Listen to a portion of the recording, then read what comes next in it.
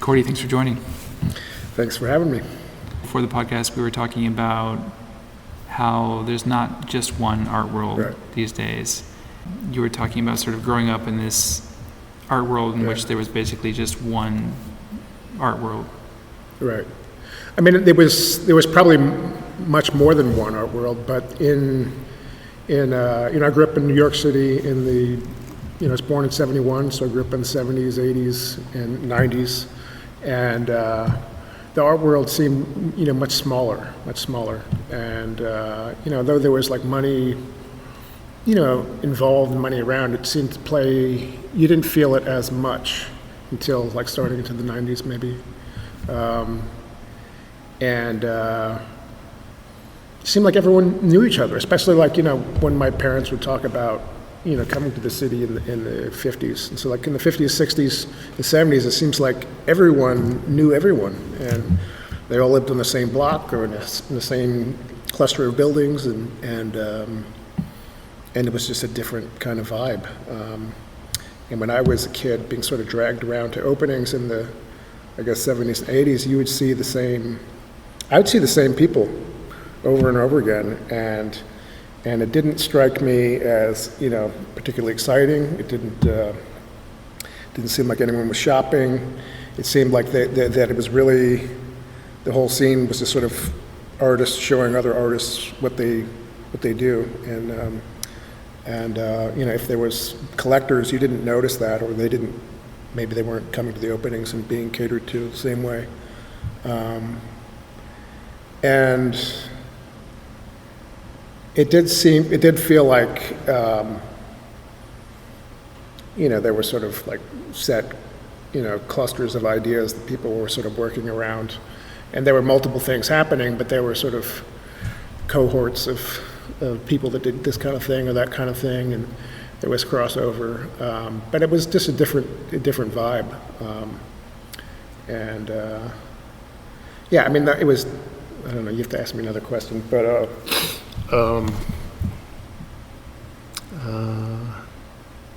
don't know. How do you feel like it's changed both for the positive and negative through the years? In terms of the positive, the art world is much bigger. There's more galleries, exponentially more galleries, there's exponentially more artists, there's more things happening, so that's good, like every year I think, the schools are graduating, 1,000 more MFA majors, and so there's more people that are trying to enter this sort of conversation or be part of are striving to be part of a conversation. So there's more things happening, but there's it's also much more polluted. There's more money. There's more. It's not. Would you say there was a kind of purity back then? I mean, it seemed that way to me. I'm sure they had their gripes too. There was artists were making work for other artists. For sure. Yeah. But it seemed that way to me, and it seemed like there was maybe less at stake. And I think really the biggest difference is really the city itself, in a way. Like New York used to be a place where people could come and make a go at it. Like everybody had space. Everyone, having a space was not really an issue. Everyone, I don't know, all my parents' friends, and most of them were not, by no means famous artists. They were just regular artists, and most of them had other jobs. But everyone had a loft, everybody had at least 1,200 square feet in Soho or Tribeca or Lower East Side somewhere. Maybe they had 1,500 square feet, maybe they had 1,800 square feet, or if they were doing really well or were organized, they might have 3,000 or 4,000, but everybody had space, so that wasn't really an issue. And, for galleries to pop up, the rents were not exorbitant, so it wasn't, not doable. So you didn't have to come from wealth necessarily to do it. Wealth. And they didn't come. I mean, most people. I think there's always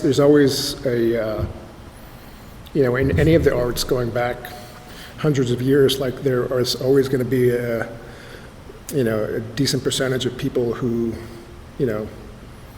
come from wealth that are doing it. Those are the people that have the time to sit around and, sit around their manors and write poetry or learn how to play chamber music, or I don't know. So that's it's always a luxury in that sense, but it wasn't exclusively that. So we should tell people, for those who don't know, who your parents are. Yeah. So my dad's Robert Ryman, and my mom is Merrill Wagner. They're both artists. They both came to New York from other places in the 50s, early 50s.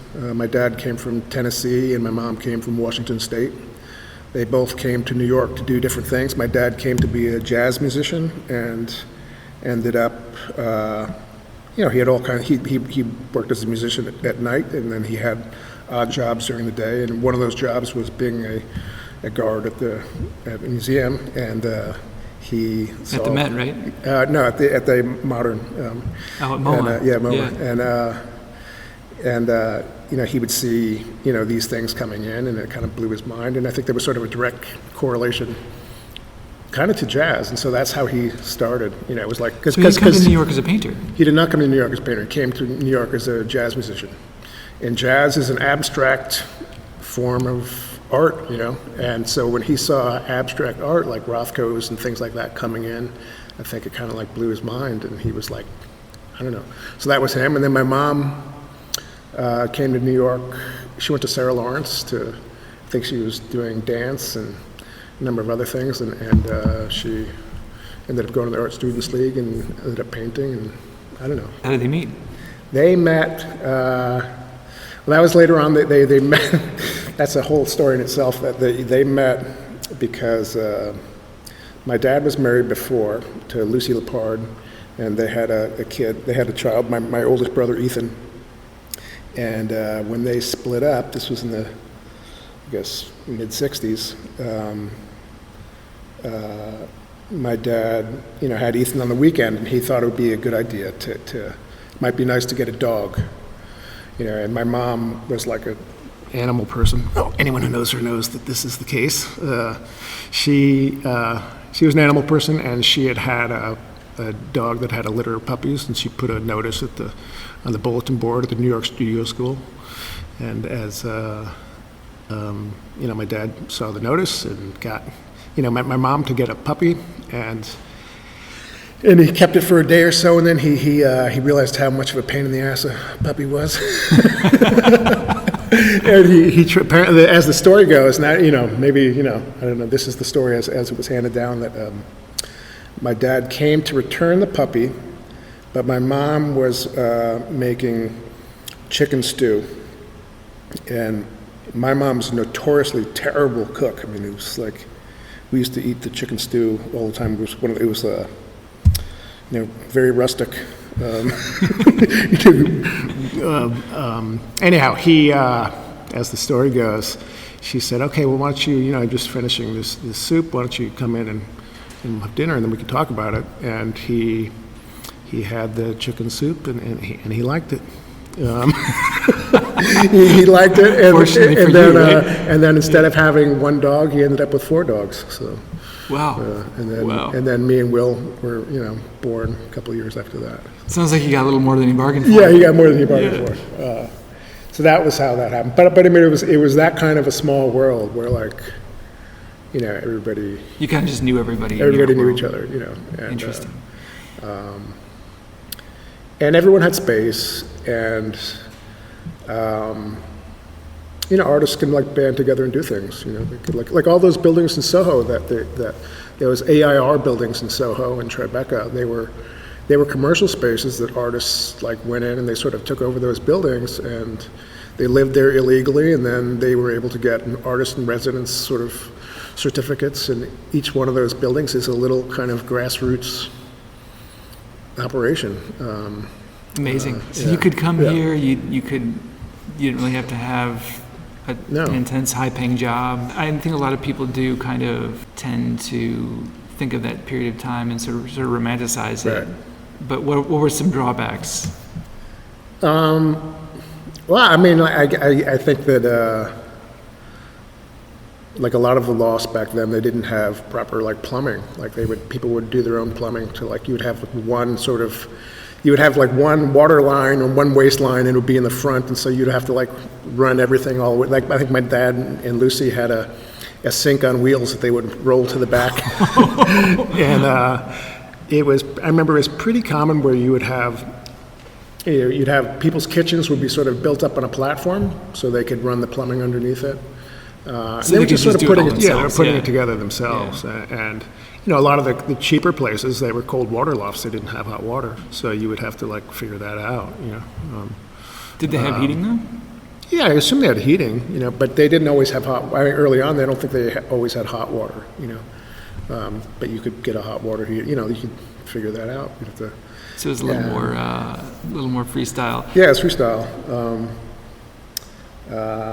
I mean, I'm sure that I wasn't really alive for that. I mean, I was alive just to sort of the end of that, and was not taking notes. But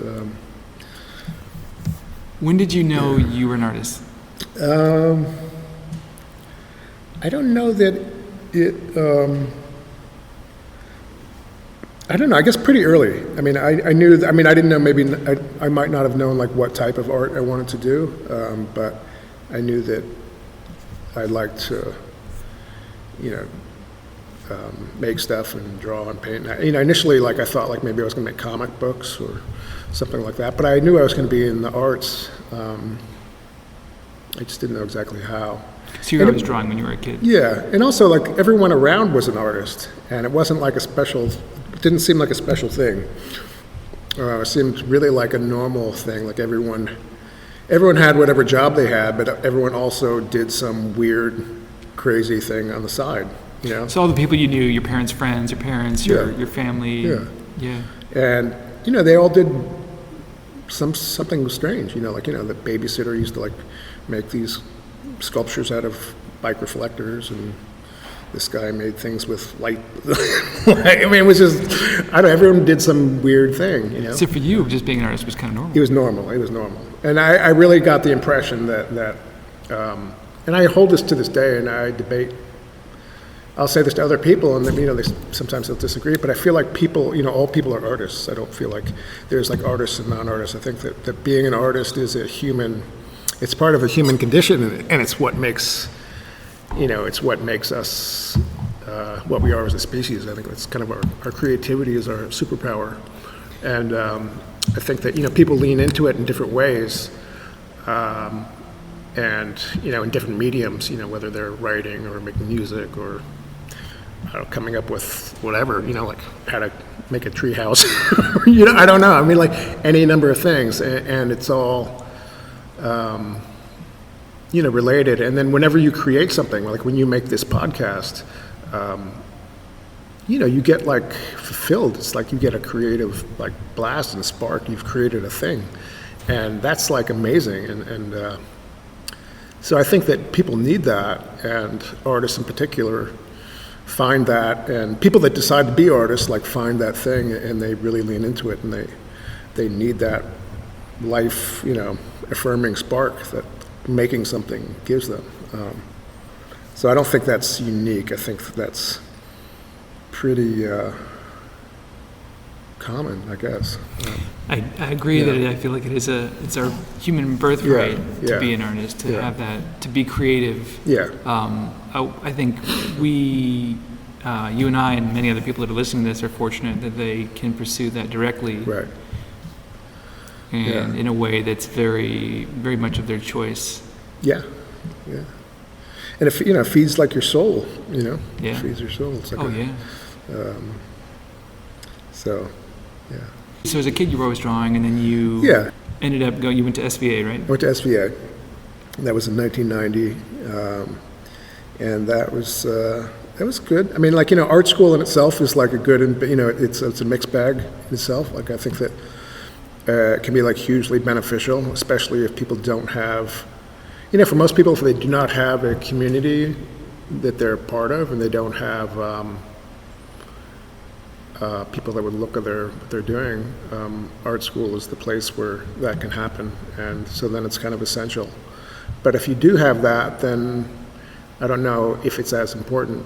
And so for me, it was kind of a mixed bag, and it was really kind of fraught. Like, and it was a little complicated because I went to SVA, which was on like 20th, 21st Street, and I lived on 16th Street, and a lot of the teachers like knew who my parents were, and so it was weird. It was like always a little strange, you know. Do you feel like you were treated a little differently? I think that it was, whether I was treated differently, I mean, I think at times I was treated differently, both good and bad. But in my head, it was like I was aware of it, and that was awkward. And so I couldn't really, it was hard to trust, like, I don't know. It was just weird. It was strange, you know. Yeah, I'm sure people ask you, oh, what's it like, you know, being this stuff, these Yeah, artists, yeah. but how would you know otherwise? I wouldn't know other, yeah, one there's who nothing just to did the compare one. it to. Yeah. Nothing to compare it to. And I mean, overall, it's a good deal. I mean, I always had, you know, I always had places to work. I always had people that were, you know, interested in what I was doing, you know. That's so awesome. And, you know, as long as you're making, another thing I feel like is if you're an artist, if you are making something, right, and you are interested in it yourself, right, you are not so unique. Like if it's engaging and grabs you and it can keep you going, it's going to grab someone else too. You know what I mean? Like it's not because you're not that different, you know, or there's other people like you know. They'll tap into your interest. They'll tap into your interest. Or so I think that if you are making work and you are in a position where you can consistently make work and consistently show people what you are making, you will have opportunities to be part of this greater conversation. And you will, you know, you'll be able to you know, you can be in shows. I mean, you know, maybe you're not going to be a star. I mean, most of us are not good stars, you know. And how that happens is something totally different. But you know, you can do this thing, and you can have a creative life, you know. And I think that's really, you know, canon should be a reward in itself, and it is. You know, it's hard to lose. You know, you can lose sight of that, but I think that it is. Like I've been doing this consistently for 30 plus years, and that's, you know, whether what I make is good, bad, or whatever. Like it's still like pretty cool journey that I can look at any one of these things in this room and I can see the echoes of it from like 1991 or 2 or 3. Like these same things keep coming up, and like that has got to mean something, you know. Like that's a powerful, I don't know. I mean, and at the end of the day, it could all go in the dumpster, you know, maybe, you know, but still, that was a cool to like have a life and sort of document it, or have this production that goes alongside it, you know, through good and bad times, and whatever is happening on the outside is I don't know, it feels like a powerful thing, you know. It is, to be engaged in that process for that long is really a gift. So many people lose interest, and that's okay too. Yeah. But I think part of losing interest is by not having a space and not having, you know, people. Yeah. You know what I mean? Because I mean, there are people that can make, you know, that can do things can work in a vacuum, and you know, you see it all the time where you have some guy who's making bottle cap sculptures in their barn for 30 years and no one sees it, and that's amazing too. But I mean, most people, it's hard to work in a vacuum. We're social animals. We're social animals. Yeah, for sure. Yeah. So you want to, I don't know. Do you feel like coming up as an artist, you had a lot of people that you could get studio visits and with people that were very much contributing. Yeah. What were some important people back in those days coming up as an artist that contributed in that way to your work? Gosh, I don't know. I mean, well, for me, like in terms of like one of the benefits and the downfalls of being, or the plus and minuses of being, you know, who I was like, I could get studio visits because if for nothing else, people would be curious as to what I was doing, you know. But then when they saw it, they would compare it to on a different scale, if that makes sense. where they would compare it, it'd be like in relation to, my mom or my dad or whatever. So you had this pressure at the same time you had an added sort of Yeah, and that was harder to navigate interest. in the beginning. Yeah. Eventually, I sort of outgrew the whatever issue I had with it. But in terms of like people, like when I was coming up, like, I don't know, I mean, I guess there were a couple key people that really made an impression on me, both in terms of their work, but also just in terms of, their generosity, I guess, and I mean, I guess sort of older artists that were working within the same language that I was working, like Christian Halb. Christian Halb was one of those people early on. He gave me my first show. He came to, I don't know what year it was 92 or something like that. And he was an artist and had an artist-run gallery in Queens called Tennisport.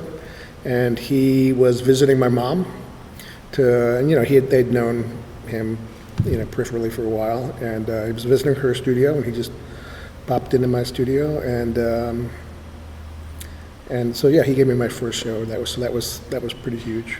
So he was a gallerist. He was not a gallery. He was an artist who ran a space, had an artist-run space, which was much more like that sort of thing was more, kind of common then, and possible, Rent was cheaper. Rent was cheaper, yeah. Space was plentiful. So he was important, and I mean there were other people. I can't think of who exactly, but Who were some of your, I guess, people that you looked up to as an artist, like art that you really responded to? well, that was the thing. I mean, that's the weird thing that I didn't like when I got to art school. Like I realized that was something that I kind of didn't have. I didn't have. Like I took everything for granted. I didn't really think about artists that way. I just knew that everyone had their own thing, which they did, and that you had to find your thing. But I didn't have a favorite artist. I wonder if that has to do with it being something. Often we sort of idolize artists, Yeah. but you knew them all already. So Yeah, no, so I didn't idolize them. Yeah. In fact, it was Yeah. the invert. You would sometimes be the opposite. you meet them and you're like not as interested. Not interested. Interesting. Yeah, not interested at all. Really, in a way. And so when I went to SVA, it was really strange. Because I wasn't particularly social, but I made a couple friends, and I realized pretty quickly that my sort of the way I came to it was very different. Most people are outside of the art world, and they, something catches their eye. They see Picasso, and they my friend Joe, the one good friend I made at SVA was Joseph Ayala, and he I don't know, he grew up in Long Island. There was not much art where he was. They had class trips where they went in and visited museums, and he saw Picasso, and it blew his mind, and so he got a Picasso book. And then he found out about Braque, and then he studied that. And so he knew all this stuff about these people, and then because of that, he applied to SVA, and he really had a different kind of knowledge of these things, whereas I never had that. I was like dragged around to galleries and museums, but I wasn't taking notes. I wanted to get out of there most of the time, you know. And to this day, I have like a built-in timer. Like if I go into a museum where like I can do it for 30, 40 minutes, I gotta go.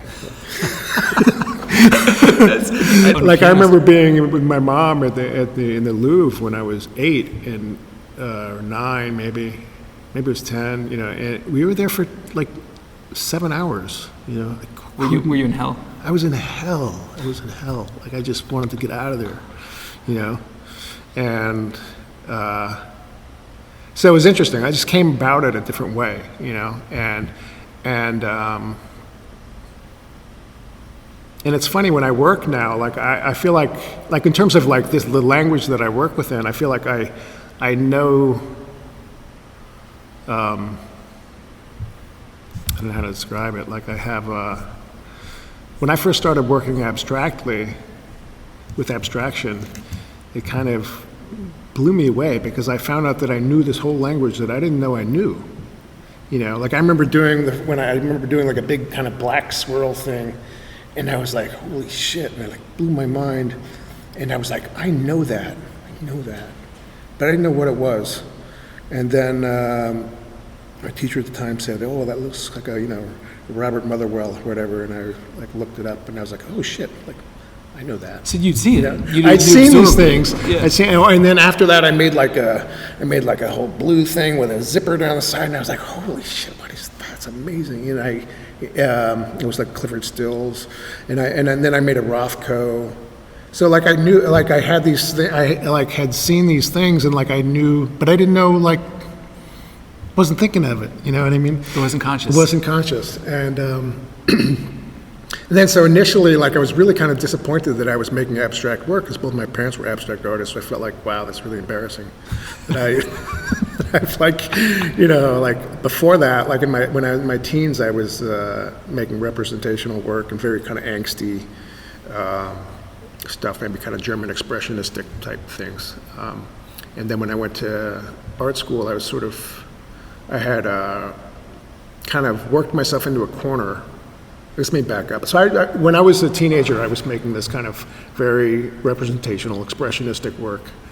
And I was expressing a very specific set of emotions, anger, kind of teenage angsty stuff. And I got very good at doing a certain type of thing. And it was completely pure and true. And people would look at it and be like, wow, that's great. And I get a lot of, positive feedback based on that work. And then as time went on, like, 6 months, a year, I was still making that work, still getting feedback. That was the work that I used to apply to SVA. But what had happened sort of gradually was that my emotional state was changing, and I found that I had to artificially keep myself in this state of mind. I had to keep myself in this place emotionally so that I could make this work that was getting me praise, if that makes sense. So you'd sort of outgrown. I had outgrown it, but I had not outgrown it. Like I had changed, but the work hadn't changed. I didn't know how to express. I thought, in my mind, like artwork is a pure, direct expression of emotions. And I remember saying that to my dad. I said, like, I get it now. Art is an expression of emotions. And he said, not really. And I was like, what? It was like, and then I was like, all right, well, forget him. He doesn't know. But so for me, it was like a one-to-one expression of specific emotions or feelings or thoughts. Was it still, when you started making work, that was more in the line of like Motherwell and? No. I'm sorry. I've gone back. This is pre-SVA. This is in high school. Yeah. This is in high school. Yeah. So I was making a representational work that was very emotional, very emotional, expressive, yeah, and then you sort of outgrew it. No, my emotions changed, and I was no longer angry and all this stuff. I was more like maybe like depressed and mocus, But I don't know how to express. I didn't know how to like express that. You know what I mean? How do you just, one thing's like, you can have like Edward Munch scream, but like, how do you express like depression? You don't you know what I mean? Yeah. And it wasn't like conducive to, I don't know, it was like I had a crisis. As soon as I got into SVA, I sort of skipped the first year and they let me go right into the second year program.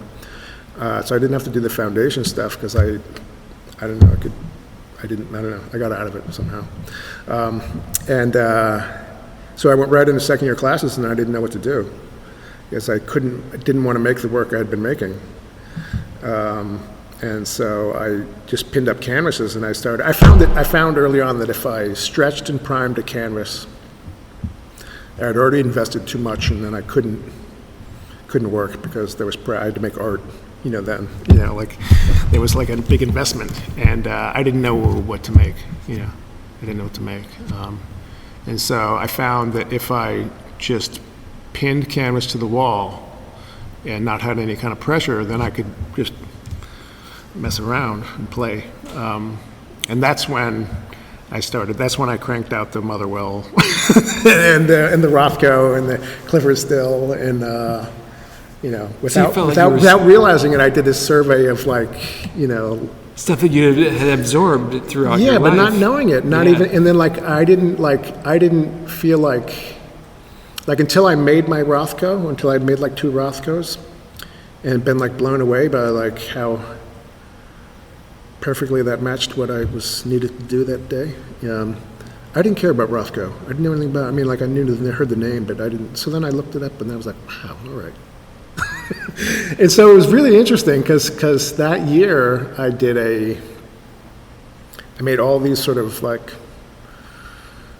generic sort of abstract expressionistic / minimalist paintings just on canvas, and it was like an exercise in first of all, I didn't have to have any preconceived notion or requirement to work. I could be happy, I could be sad, it could be raining, we could be at war, we could be peace, it didn't matter, whatever was happening, I could go and work. So you'd taken the emotional impetus out of it? No, just it was forgiving, whatever emotional thing that was going on would, directly or indirectly go into the work, but it wasn't contingent upon any preset set of emotions or ideas, or a thesis or a philosophy, So it was an emotionally neutral. Yeah, I could just work, and it would allow me to work. And when I was working, that was really when I was free. And so I sort of went through all of these. I started playing around with this language, and it was like that year, I sort of realized I was in some ways making sense of where I came from, and then defining who I was in relation to it, if that makes sense. So I would work, I would just do whatever, and then at some point I would recognize something, and then I'd be like, fuck, and then I would scratch it out. Something in terms of being representation of something? No, some artist that I knew, yes. or oh, that's, and then I would scratch, scratch it out and then do something else. So it became this kind of push-pull thing, this, over those first few years. So you became conscious of what you'd absorbed. Yeah. And so it became kind of like a battle. There was these tensions about these different things, and then it was also, the artwork I grew up around. A lot of it was, some people like my dad were they put his work up on a pedestal, and he was looked at in a certain way, and that, and I realized that I really liked this language, but I didn't like the pedestal. I didn't like that part of it. I felt like that had been for me, and I knew that was for other people a huge impediment to understanding what the work actually is, if that makes sense. Absolutely. So I liked the language, but I didn't like a lot of the things that went along, some of the things that I felt were connected to it. And I was also aware that before me and the generations before me, people who were working with this language had really there are different fixed sets of rules that people kind of consciously or unconsciously adhered to. And I wasn't bound by any of that at all, because I didn't study it or care, but I loved the language. So I could do things that I remember I would do things, and then people of my parents' generation would look at it and they would like it, but they would think they would make little comments like I was breaking some rule somewhere, and so that makes sense. You took the language, but you removed it from the context. I removed it from the context, or it was a different, it was my context. And initially in my 20s, there was a lot of kind of shame about this idea that I was using their language, right? Like I'd become an absolute. But not in the way that they thought was proper. Well, I mean, my parents didn't. My parents weren't really dogmatic that way. So that not with them, but like in terms of other people. But that I was using. But I felt shame about the fact that I was using my parents' language. And that was like embarrassing. That wasn't what I. If you had told me at 15 that that's what I was going to do, I would have been, disappointed in myself. So in my 20s there was this like residual like damn, like can't believe like this is what I love doing, But eventually it sort of faded away, and I came to the conclusion over time that it's not their language, it's mine. They came from somewhere else, My mom came from Tacoma, Washington, and they came to New York and they saw this language, in their 20s or as adults, and they picked it up. My dad came from Tennessee. He saw it in the 50s from somewhere else. And for me, I was here. I was born, it was all around. It was, does that make sense? You were immersed in that language. Yeah, I was immersed in that language. It was the language that they were seeing when they came here that they didn't necessarily invent. And that they absorbed it. Yeah. And then you absorbed it in a different way. I absorbed it in a different way. Yeah. But it was, I didn't come to it from the outside and learn it. It was always there.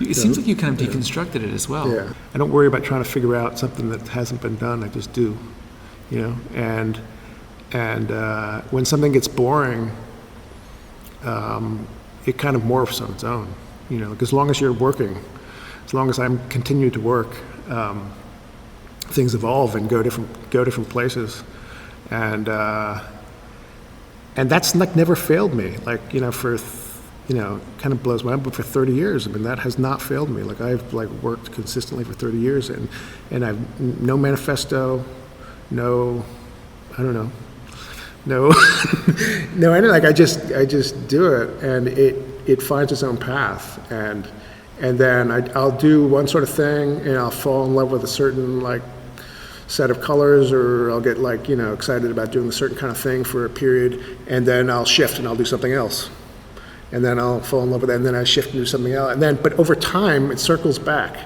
and it's kind of like it was kind of like if you imagine a tree with branches, and I kind of work on like 5 or 6, 10 different branches, and then you take a spiral of time and you put it on top of the tree as an overlay, right? So I'm like here, then I'm here, then I'm here, then I'm here, and then I loop back around, I'm there again, without even thinking about it, Like in the other room, I have a wave piece, and there were, 10 years ago, I was making waves, like where we have 2x4s that, like lined up and doing different things on the wall. Sculptural waves. Yeah, and I made a bunch of different waves. I had a whole bunch of shows, like there's those planks there, those are taken out of it, but so I made all these waves, and then I just stopped, I just, no more waves for a while. But now it's back, So it's not necessarily linear.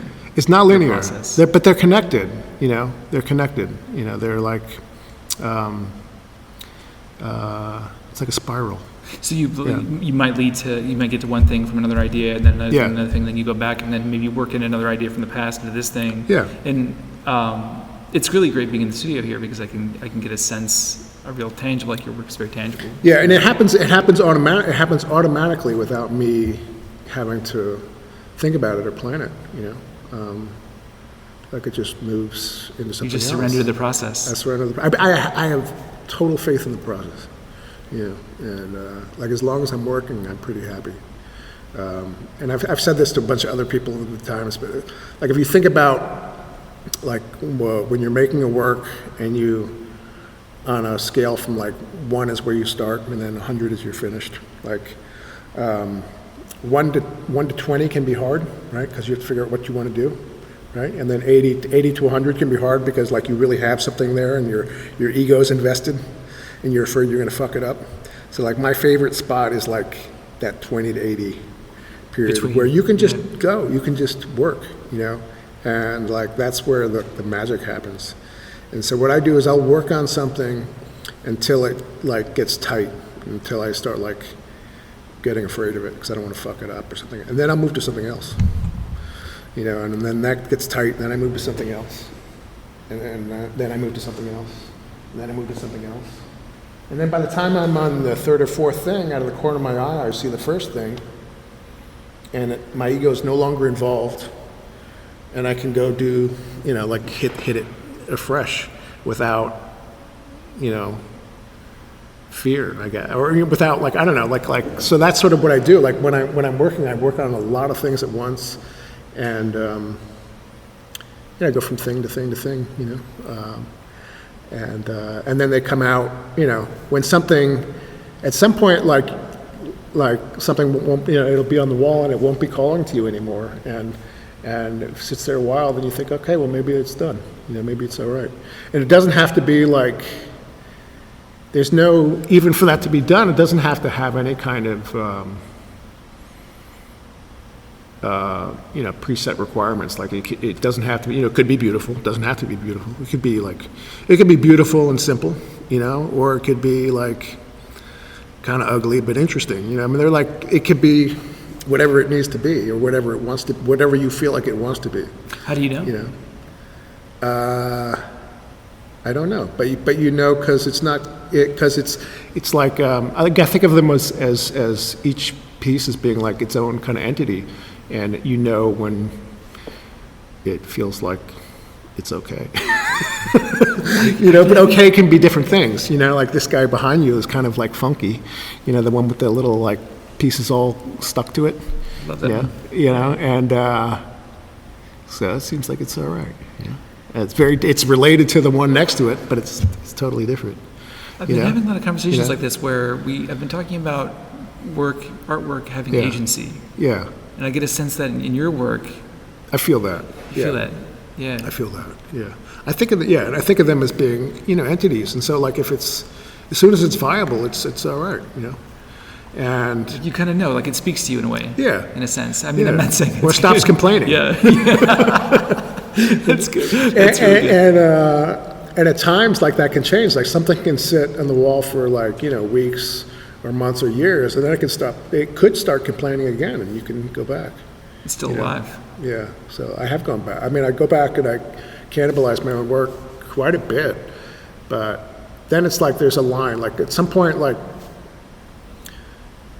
you want to honor it. Like even if you don't like, even if it's calling to you and bothering you, like if it's from like a couple years ago and it like made it through that period, like it's because then you've changed, right? Yeah, I changed, and it represents. It's like it's reminiscent of that time. You know what I mean?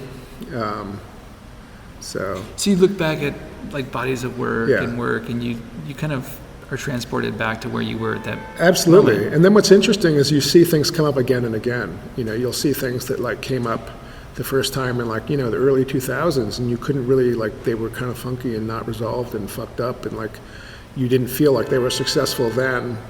But then now you're working on that same branch, and it's like somehow coalesced. So something changed between something now changed, and then.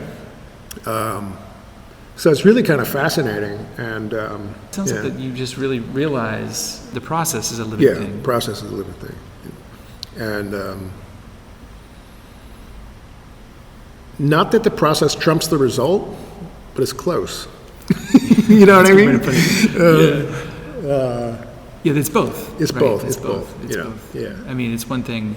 And like if something can if someone has something and they whether they buy it or whether you trade it or whatever, like it ends up in someone else's house on the wall and has its own separate life, like that's amazing. That's amazing, and that's kind of a cool thing, and that's like the ideal. But you're making, over the course of decades, you're making thousands of things, and like the result, the fate for most of them is that they're cocooned up in bubble wrap and never to be seen again. Yeah. And that's got to be okay. So in that case, like maybe those things aren't having a life of their own, but they saw me through. They saw me through. They got you to the next point. Yeah. And they are like that body of work is. Was, was my life during 2004 to 2006. It was necessary to get to the next body of work. Yeah. Or even if it wasn't, even if it was just a dead end, and it never came back, like it was still like, that was that time, and to have that is, I don't know, like, that's kind of amazing. Like, people who are not artists don't have that. It's a real gift. It's that's a real gift. And that's why, with that in mind, that's why I feel like, all right, if it all went into the dumpster at the end, maybe it's all right. I think so. Yeah, I mean, maybe it's all right. Eventually it'll all be destroyed at some point. Yeah. Anyway, even you look at the greatest paintings. I just saw the Ghent altarpiece in Belgium last summer, and I'm just like, that actually isn't really the original anymore anyway. And I don't know if it ever was, but like all the panels, like half the panels are being being restored. One of them was destroyed during World War II, and somebody unpainted painter that wasn't as good made another one. You can tell, and then some of them are like photo replicas right now. But like everything is eventually going to be deteriorated. It's like it's really like the energy of what you put into it. And then there's other people that come along. You know what I mean? Like there's a whole, going to be a whole next generation of artists that are doing stuff, and like, people want to see what they're doing. You know what I mean? Like maybe like, if someone is famous and like, ends up sort of, in the books or ends up commoditized in some way, that there's like, there'll be like a cherry-picked selection of what they did, but really the bulk of what they did is gone, Like even someone like super famous like my dad, like there's pockets that are like the ones that people want, you know what I mean? Is there a bunch that people don't want? There's ones that are more that they want less, or that they're not like, they're not in the canon. They might be in the canon, or they might be interesting to someone who's like really like jazzed out about his work, But the ones that like people like tape directly to the wall, like those don't, like collectors don't want those because they're not fungible tokens the same way. They can't, like if you think about like the art world and like things that sell and things that, they want oil on linen that is transportable and that speaks to a certain thing, and things outside of that are something else and not commodified the same way, But that's a whole nother thing. That's a whole nother thing. Like, that's like, and that's a realm that like, most of us aren't going there, and that's okay. I think it's a luxury. Yeah. Actually, I used to think. I mean, like most people, most artists in New York. If I could make it, sell my work, it'd be perfect. Yeah. But there's a real luxury in not having to. Yeah. Yeah, for sure. And then, and one thing that I had like growing up is like I saw all different kinds of artists, and I saw people that were incredibly successful and miserable, and I saw people that like did side jobs their whole life and made like they made exactly the kind of work they needed to make, and they were like beautiful, amazing people, and happy. So it's like I knew like they didn't like, even though everyone has their ego, everyone wants. Everyone has their ego, but at the same time, like I know like that's not gonna like doesn't fix anything, and it's not like that's not really what makes you happy or not happy, and it also is not. It's not like there was never a sense in my house that like because my dad was famous and done in this one realm, like he was a real artist and this other person was not. That was not. It was a very egalitarian vibe. It was kind of like you had the sense that everybody did the work. Ideally, everyone did the work that they needed to do, right? And whether the career happened was an outside thing. And there were lots of factors that went into that. You have to be doing the right work at the right time, and have the right people behind it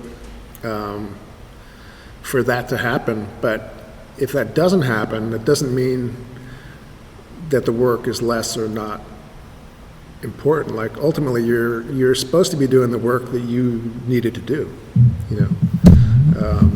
And so I believe that. I really do believe that, even though I do have my ego and I do like, you know, like, oh, why wasn't I in that show?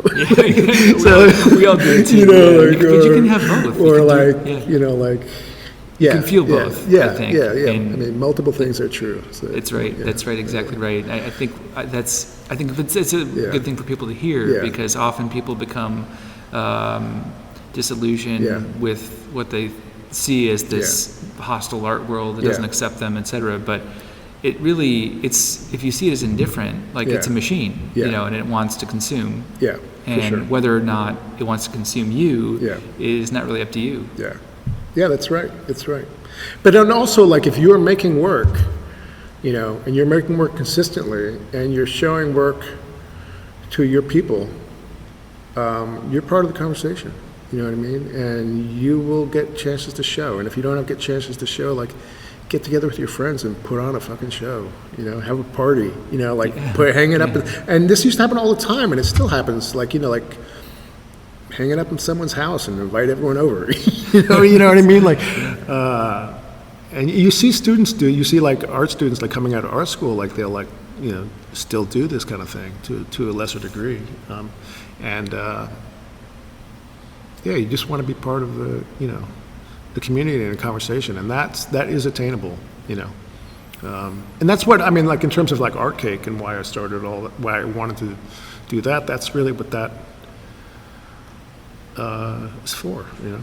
It's awesome what you're Yeah. doing. We should Yeah. tell people what Art Cake is, maybe how it got started and when it started. Well, I've been in this studio in Sunset Park for about 18 years. And then about six or 7 years ago, the building next door became, was available, was empty. And I love New York. I love New York. And I love, you know, artists, you know, more than art. I can be ambivalent about art, but like I don't know that I care what people make so much. But I love the process, and I'm like a true believer energy, in that, right? and the energy. And I always thought it'd be cool to, you know, get a building somewhere, and instead of like just let artists come and do their thing, like come carve it up into studios, and you don't have to like make a ton of money doing it, just like cover the mortgage or whatever, you know, like just cover the cost of it and let it go and just let them have, you know. And so I always had it in my mind that it would be cool to do something somewhere sometime. It wasn't like specific in terms of what I wanted to do, but I was very much aware, you know, after I went to SVA in the 90s and seeing that like the people I knew that I met there, like most people stopped making work because they did not have studios, or they did not have people like, you know, like to have a job and, you know, have an apartment and then like rent a studio. It's pretty daunting, and then you're working in a vacuum, and I think a lot of people stop, you know, quit, you know, or they find other things, and that was I always felt like that was a kind of a shame, and so I had this idea like it would be good to do something at some point, like the way people used to like go into Soho and take over these buildings and all have studios and make a co-op, you know, or you know, you had all kinds of things. You had like 55 Mercer, which was an artist-run gallery. You had PS1, like, which was just like, I remember Alana Heiss just got this school that the city wasn't using, and I don't know, these things could just sort of happen, and it became clear that was kind of over. But when the building came available next door, I just thought like, I could do it. You know, like I could do it. And I couldn't quite do it on my own. And so I kind of roped one of my brothers in, Ethan, and he agreed to sort of, you know, go in and help, you know, help us do this thing to make it possible. So we got the building, and we've kind of made it up as we went along. I mean, So you always kind of had this idea to maybe start a residency. Yeah. Based on what you'd seen of a lack of space and lack of attention. Yeah. And then the building came up next door to your studio. Yeah. So you bought it and now started a residency. It's a beautiful building, and there's a gallery space downstairs, which you have shows there. Yeah, so the idea was that we would have studios upstairs, and then we would have like an events and exhibition space downstairs. And the idea initially was that the studios would be as cheap as we could possibly make them, but that we would generate revenue downstairs. And as you made more money downstairs, you could do the unthinkable, which was instead of turning people's rent up, you could turn it down. Right? And that if only other people would think of those terms. And that you would that Arcade did not have to make money. You know, the goal was to float, right? The goal was to float, and we're still working on the floating part. Doesn't float yet. Do you get grants and things? No, we don't get grants. I'm sure you because could. we're not. No, we can't because we're not a nonprofit. What would it take to be a nonprofit? A lot. It'd be much more complicated. And, maybe someday it will be a nonprofit. But the idea was that, it's much cleaner and simpler to just do it, and if you forego, like the benefit of being a nonprofit is if you're a nonprofit, you can raise money from other people. But since that wasn't the goal wasn't to raise money, the goal was to float, just be self-sustaining. There was no reason to raise money. We weren't trying to, we were going to build the space, build it out, and then let it run. You didn't want to profit or expand or anything like that? No. I mean, expand would be great, but you would have to make a profit to expand. Yeah. And if we were making a profit, you'd have like the decision, like, do we before you'd expand, you would make the studios cheaper, and then you try to make them free. But we're not there yet. And so what we have now is we have an events and exhibition space, and so we have third parties that come in and they'll rent the space downstairs to do various things. And then, like Michael David, he comes in, he does 4, 5, 6 shows a year. And it's like a perfect setup for like a gallerist. It's perfect because they don't have to pay rent for 12 months a year. So they can rent the space for a couple months. He can rent the space for just the months he wants, right?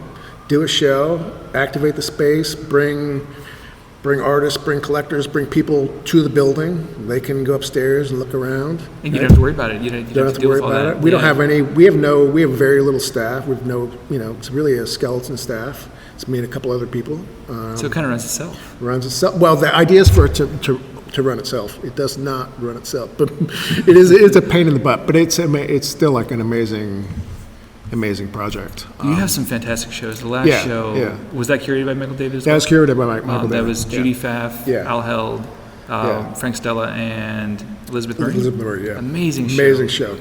So like we want to do like more of that, and like we need to partner with people. And that was curated through the Brooklyn Rail, right? They were involved with that. Yeah. I took my sister, I think I mentioned this, I took my sister and my brother-in-law over to that show on the way to Costco. Yeah. And I'm like, this is like the only place in the world where you could see a world-class show on the way to Costco. Yeah, that's right. Art show. So we're always looking for like, people and partners to like make stuff happen. And like, we can do things, basically at cost, or like if we can get a couple things that generate a little bit of money, then we can sponsor something, like which we've done that too.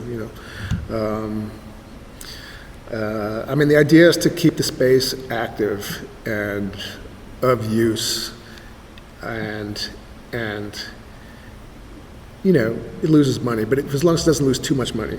So you can stay kind of afloat. We can stay kind of afloat, we can stay kind of afloat. And then, there's always the option, like down the line, like you could go full nonprofit, but if you go nonprofit, it has its own, there's a lot of downsides to that as well. Less freedom.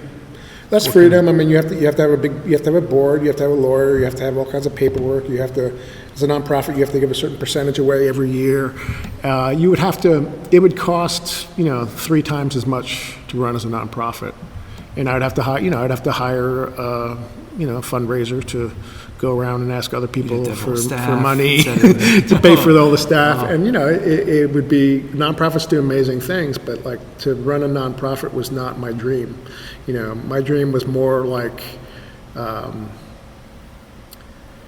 more inspired by the art world when I was a kid, where you would see people come together, get a space, and just like do something, make it work, So there's no tax write-off, there's no any of that stuff, which people will say is stupid of me to do because I could, but that was the model was to just,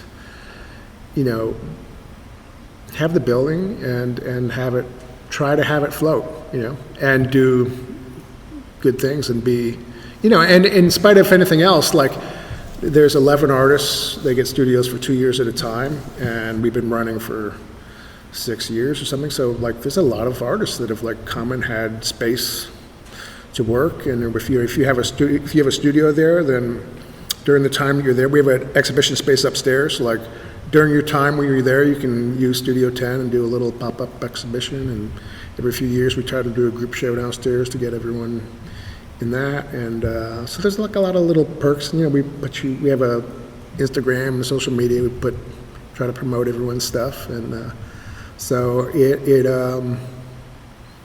so if it loses some money, but it provides lets a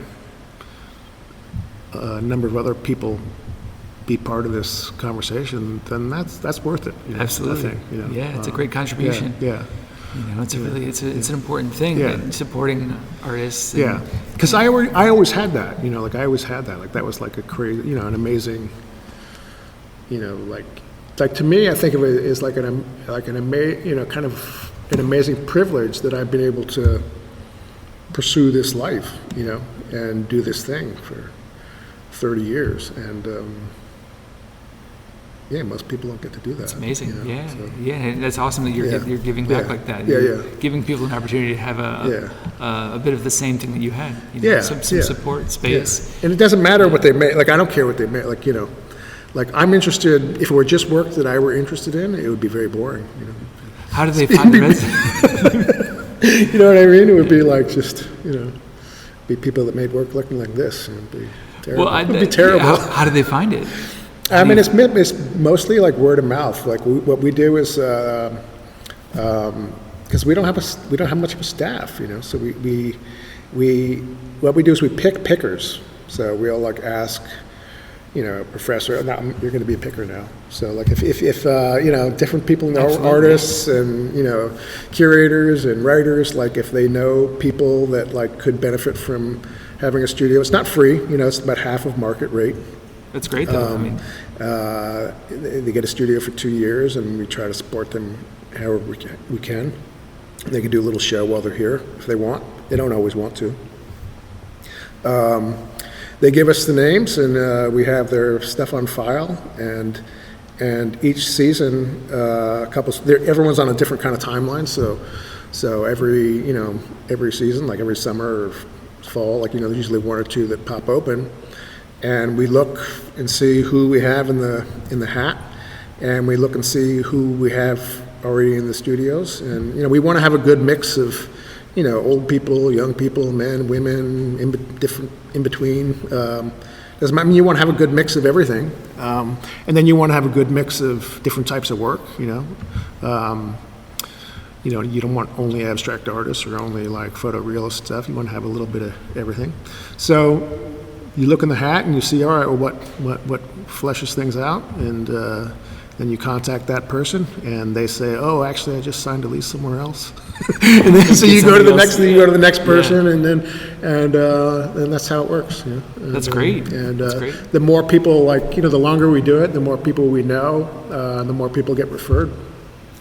But they don't come up that frequently, so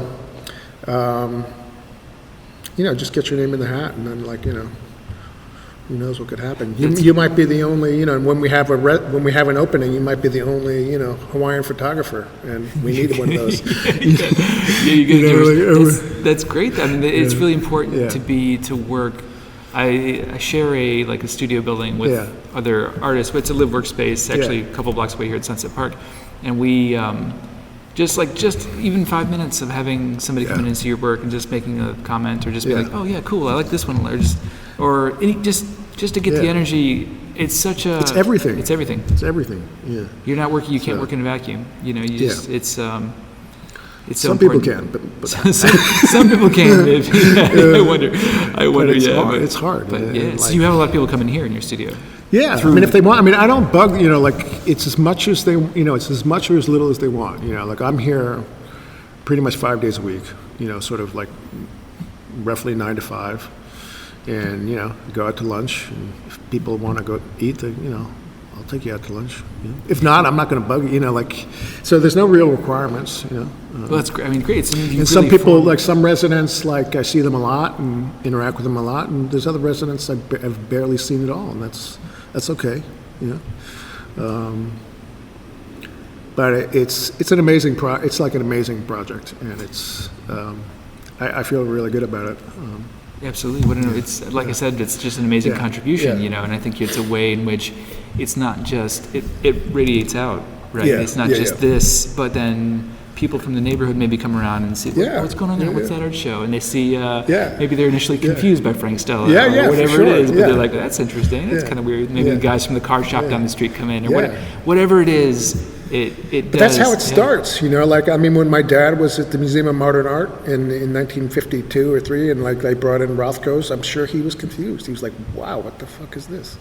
He never thought about even being a painter before that, right? Yeah, I mean, where he came from, people painted sailboats and sunsets and so it's pretty rare. Most people are coming from somewhere else, and so you need to discover it. And however they discover it's fine. It's just it's about finding some connection. I think, right? Finding that connection to or being open. Being exposed to something and being open to a connection. And I think that's where I hated the pedestal thing and the money part, because I think the money part and the pedestal and the ego and all that stuff makes it harder to make a connection, right? Like when you see something and you see a Frank Stella and then you realize it's $20 million, it's hard to make a connection. Then you're just thinking about the money. You're like, holy shit, how could that be worth that? Then you can't make a connection. But you see it and you take the money out of it, and which is not easy, and you look at it for what it is, then you can make a connection. And then you have to remember, when people were making most of these things, it wasn't that, you know what I mean? When, I don't know, back in the 50s, 60s, and 70s, when people were making this art, it wasn't, $20 million. They were just experimenting. That would never even, that wouldn't have been even conceivable at all, right? No. So that kind of money. So it's weird when you look at something from that period now, and it's been commodified, and how much of a barrier that is for the guy from the car shop. The guy from the car shop, it's hard to see it because of that pedestal and that the financial stuff. They see the money. And that's a drag, That is a drag. I think now I see your work in a different light now that we've been talking, and it's great being here and getting to see it in person, because I really get a sense that it is removed. It's painting that I see it almost, to me, it seems like you've gone out of your way to not make it commodifiable. Like the way it's installed in big groups. And I can imagine a collector coming in here and being like, I don't know how I could sell this. Or, it's a problem, because is it one thing or is it 100 things? Yeah. And then if it's one thing, that is a problem. And it wasn't by design that I think it's a good thing. Done that, but it's something that's happened, and it is, in a way, it could be a gallerist's worst nightmare. To have these little teeny things. If you're a gallerist and you're calling your collectors, you have collectors that support your gallery, and they come down and they feel obliged to support you. But if they can come and they can get that little teeny, 3-inch thing for a few $100s, then they've checked that box, and then they're out the door. You know what I mean? That's not, so... so they're still seeing things through the lens of or product. So it's when your work is so much about the process. I think it's really refreshing to see it, especially in the context of your studio, because it really, it's clearly about the process. Yeah, it's about the process, Yeah, and they look really fun to make, you know? Yeah. Like you have so many different ways of making. You can you're making objects and they're sculptures, but maybe they're paintings too, and then there's installations, and they're not this and they're not that. They seem to defy.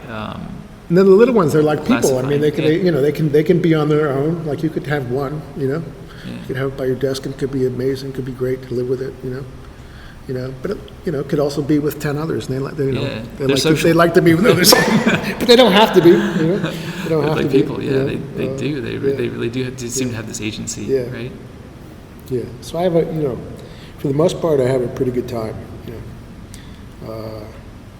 As long as I'm sort of working, and able to sort of stay in that 20 to 80 zone. Keeping it flowing. Yeah, keeping it flowing. Staying in the zone. Yeah. In the zone. I think that's hard. I think people, if you always, so you're working 5 days a week, basically. I mean, ideally, but I mean, like, there's often like things I have to do other places, and so like if I have like an appointment, in the city on Tuesday, then I'll try to like get all those things done. Like I'm here, 4 to 5 days a week. Most days. Yeah, and you're taking weekends off. I take weekends off. Yeah. You're based in Brooklyn too. No, I'm in Manhattan. Oh, you are? So I do a reverse commute. Oh, wow. Yeah. Where in Manhattan? West Village. Yeah. Oh, wow. What's that like? So you taking the train? I can take the train, or I drive. I drive right through the Brooklyn Battery Tunnel, and then I can park in my own spot. You got a little spot here? Yeah. Oh, nice. Well, this is a garage. You got to go. Right. So this Art Cake so next door, that was an actual cake factory, right? It was, when I first came to the block 20 years ago, it was a paint distributor. It was Abbott Paint. And then it got sold to someone else, and it became a commercial bakery. And then it was a commercial bakery for a number of years, and then they closed down. And that's when I got it. So that's part of why it's Art Cake. Art Cake. And then also you have kind of like, cakes, or, they're not too serious, right? They're not too serious. And then you have different layers, you get different layers. So you have downstairs, you have like, ideally you would have some generating of revenue sometimes. and then upstairs you have the studios, which are hopefully, revenue neutral. And then the roof, you can, Icing? have a party. Put a candle, light a candle. It's an awesome roof. Yeah. Go smoke, whatever you need. Smoke something. Yeah. So that was it. It's a beautiful space. So people should check out the shows. For sure. Maybe you can talk about what's coming up.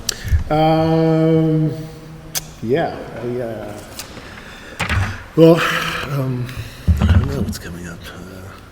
We have, I guess next month we have, right now we have a show called Lowlands, which is by Thomas Park Gallery in Seoul. And so that's opening tonight. And then downstairs we have the Boho Bazaar. And we just closed the Michael David show, which he did with The Rail, which was with Al Held, Elizabeth Murray, Frank Stella, and Judy Pfaff. Next month, David Dixon is coming, and he's going to curate a show. And then that will be January. And then Michael David's coming back in March to do a big thing. And Another rail show? Or I don't think it'll be a rail show. It'll be something else. You'll have to wait. How did you guys connect? He's been in the city a long time, and I'm not sure how we connected exactly. But he had a gallery for, a decade or more in Bushwick, and then he closed his gallery. I think I met him through Jim Condren, actually. Ah, yes. But he had his gallery running in Bushwick for, years and years, and he's an artist, so he's been kicking around the city since the 80s.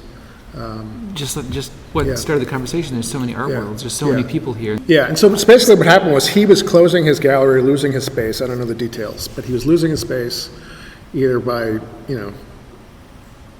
either he was, I'm not sure what happened, but he was losing his space, but he wanted to keep his programming going, and so Art Cake is sort of the perfect venue because he could come in and he thought when he first came, he thought he'd do like 2 or 3 shows a year, and now he's doing 4 or 5 shows. He keeps ramping it up. Puts on good shows. Puts on great shows, And, we work with him a little bit and collaborate and try to support him, and he pays a rent, but it's pretty cheap. And then, in the in-between months, we get other things going on, and, but There's galleries going out of business all the time, and they should come out to Art Cake. Absolutely. Keep their programming going. That's like the perfect place to if you're closing your gallery and you want to still put on a couple shows a year, we could do that. Hopefully some gallerists are listening to this that need a space. And I think that's interesting you mentioned that, because I get a sense that the art world is really shifting right now. A lot of gallery closings, and maybe the market's changed, how do you view that? I mean, I don't really track it that carefully. I mean, I feel like that has always been going on, but it's getting worse, it's getting worse, in a lot of ways. But I don't know, I don't know. It's just like everything. The world is just so crazy right now. Always shifting too. Everything's shifting, but the galleries, I think the middle tier and lower tier galleries are, in trouble. But that's not new, Yeah, it's hard for them to survive. And it's super hard. Like in this city, it's just impossible. Having a gallery is a terrible business plan. Can't think of a worse business. Maybe a restaurant. But it's you got to really love it. It's really hard. Yeah, it's really hard. And so I have I've seen that side of it. I'm aware of that. A lot of artists are I don't know. I've seen both sides of that, and I'm aware of how difficult it is to have a gallery. And so I don't know. Well, for those gallerists who need a space, come down to Art Cake, check it out, let's do a show. Put on a show. Yeah. Oh, well, Cordy, thank you so Yeah, much thank for you. talking today. I really appreciate your generosity and your time and everything. Before we go, is there anything you'd like to add? No, I mean, you're welcome to come back anytime. You do it again. Let's do it again. Yeah, We'll do it. We have a part two. Keep it going. Part two in the Keep it works. going. Let's do it. Good. Well, thank you again. Yeah, that was good. All right, take care.